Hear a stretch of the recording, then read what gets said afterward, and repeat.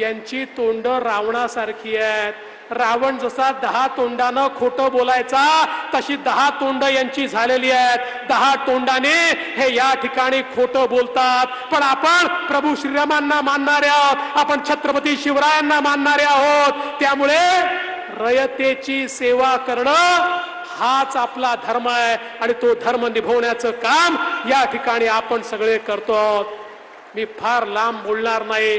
आज खरं म्हणजे सगळ्या जिल्ह्यांची आपल्याला बोलायचं होतं, पण धुळे ग्रामीण, मालेगाव, जळगाव शहर, बुलढाणा, खामगाव, अमरावती, यवतमाळ, वर्धा, भंडारा, चंद्रपूर, नांदेड, हिंगोली, जालना, संभाजीनगर, लातूर आणि धाराशिव या लोकांची आपण बोलू शकलो नाही. तिथल्या बहिणींची मी क्षमा मागतो, माफी मागतो, पण तुमच्याशी लिंकद्वारे नाही. बहिणींनो, थेट बोलण्याकरता आम्ही येणार आहोत. हा तुम्हाला शब्द देखील आज या निमित्ताने देतो. बंधू भगिनींनो, काही नादान नेते विचारतायत 1500 रुपये म्हणजे तुम्ही त्या ठिकाणी महिलांना लाच देता का? तुम्ही त्यांना खरेदी करता का? या नालायकांना हे माहितीच नाही. बहिणीचं प्रेम कोणीच खरेदी करू शकत नाही. आईचं प्रेम हे कोणीच खरेदी करू शकत नाही. अरे 1500 रुपये नाही, 15 कोटी रुपये देऊन देखील तुम्ही हे प्रेम कधीच खरेदी करू शकत नाही. हे तर आमचा प्रयत्न आहे की जे प्रेम आम्हाला मिळतं, ज्या प्रेमाने आम्हाला ऊर्जा मिळते, ज्या ऊर्जेमुळे आम्ही सेवा करू शकतो, आम्ही देखील आमच्या बहिणींना काही ना काही ओवाळणीच्या स्वरूपामध्ये टाकावं. आणि बहिणींनो, आता ही ओवाळणी दर महिन्यामध्ये तुमच्यापर्यंत तुमचे भाऊ पोचवल्याशिवाय राहणार नाही. हा विश्वास तुम्हाला देतो. पुन्हा एकदा रक्षाबंधनाच्या खूप खूप शुभेच्छा तुम्हाला देतो.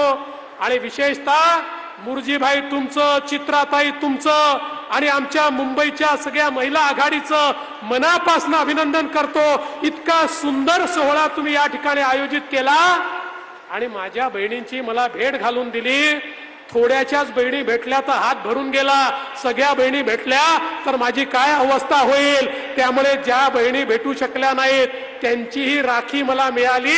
आणि ही राखी एक असं कवच आहे, जे कवच मला त्या ठिकाणी कोणी काहीही करू शकणार नाही. तुमचं कवच मला मिळालंय, बहिणींचं कवच मला मिळालेलं आहे. आता हे कवच घेऊन पुन्हा एकदा मैदानात जातो आणि तुमच्या करता संघर्ष करून पुन्हा तुमच्या करता वेगवेगळ्या योजना घेऊन येतो. एवढंच या प्रसंगी बोलतो आणि माझं बोलणं संपवतो. धन्यवाद. जय हिंद, जय महाराष्ट्र, छत्रपती शिवाजी महाराज की जय.